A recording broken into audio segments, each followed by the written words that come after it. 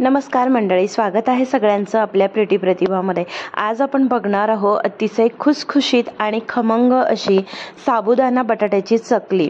ही चकली खूप छान अशी तयार होण्यासाठी आपल्याला बटाट्याचं आणि साबुदाण्याचं प्रमाण माहिती असणं फार गरजेचं आहे, जेणेकरून आपली चकली जी आहे ती दुप्पट तिप्पट फुलण्यास मदत होते जेव्हा आपलं प्रमाण जे असेल ते योग्य असेल। तर या ठिकाणी आपण साबुदाणा चकलीचं प्रमाण किती घेणार आहोत, ती कशी करायची आहे ते आजच्या व्हिडिओमध्ये बघणार आहोत। तुमचं प्रमाण अचूक असेल तर चकली अजिबात टाकताना तुटत नाही, अगदी गोल गरगरीत अशा न तुटता तुमच्या चकल्या ज्या आहेत त्या तयार होतात।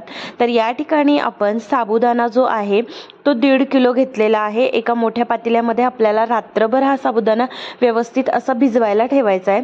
तर 1.5 किलो साबुदाण्याला आपल्याला पहिल्यांदा स्वच्छ 1 ते 2 पाण्याने धुवून घ्यायचा आहे। तर साबुदाणा जो आहे तो रात्री भिजवल्यामुळे काय होतं की तो व्यवस्थित असा भिजला जातो। जर तुमच्याकडे इतका वेळ नसेल तर तुम्ही 2-3 तासासाठी याला गरम पाण्यात भिजवला तरीही चालेल। तर साबुदाणा धुवून झाल्यानंतर त्यामध्ये 1 बोटाचं आपलं पेरं जाईल एवढं पाणी घालून त्याला रात्रभर आपल्याला भिजवत ठेवायचं आहे। दुसऱ्या दिवशी सकाळी 1.5 किलो साबुदाणा आहे, तर या ठिकाणी मी 3 किलो बटाटे जे आहे ते उकडून घेतले आणि त्याला आपल्याला व्यवस्थित साल काढून असं सोलून घ्यायचे आहेत। तर या ठिकाणी आपला साबुदाणा मस्त रात्रभर असा भिजल्यामुळे छान मोकळा देखील भिजला जातो आणि व्यवस्थित देखील भिजला जातो।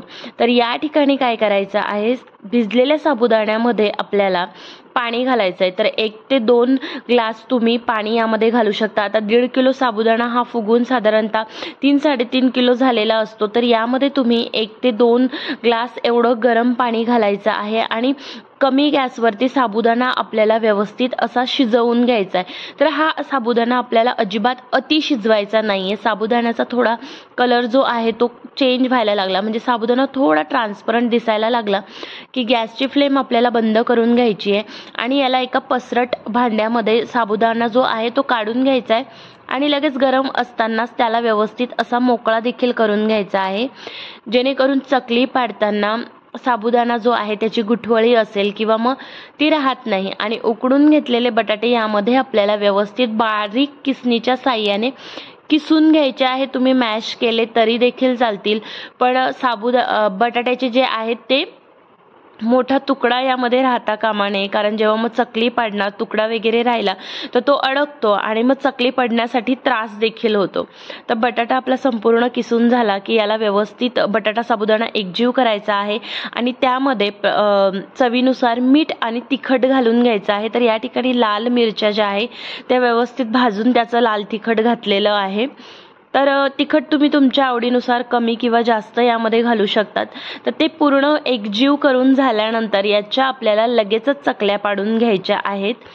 तर तुम्ही बघणार आहात अगदी छान अशा चकल्या पडल्या जात आहेत। प्रमाण योग्य असल्यामुळे चकली अजिबात तुटत नाहीये, अगदी गोल गरगरीत व्यवस्थित याच्या न तुटतात चकल्या पडतात। तळल्यानंतर देखील याचा अजिबात तुकडा पडत नाही। या ठिकाणी सर्व चकल्या ज्या आहेत त्या आपल्या तयार करून झालेल्या आहेत आणि उन्हामध्ये 1 दिवस पूर्ण वाळवून देखील झालेले आहेत। तर तुम्ही बघू शकताय तळल्यानंतर देखील याचा अजिबात तुकडा पडत नाही आणि तळून झाल्यावर ही चकली दुप्पट अशी फुलते, खूप छान कुरकुरीत आणि खमंग अशी आपली चकली जी आहे ती तयार होते। जर तुम्हाला आजचा व्हिडिओ आवडला असेल, चकलीची पद्धत आवडली असेल तर नक्की लाईक करा, शेअर करा आणि सबस्क्राईब करायला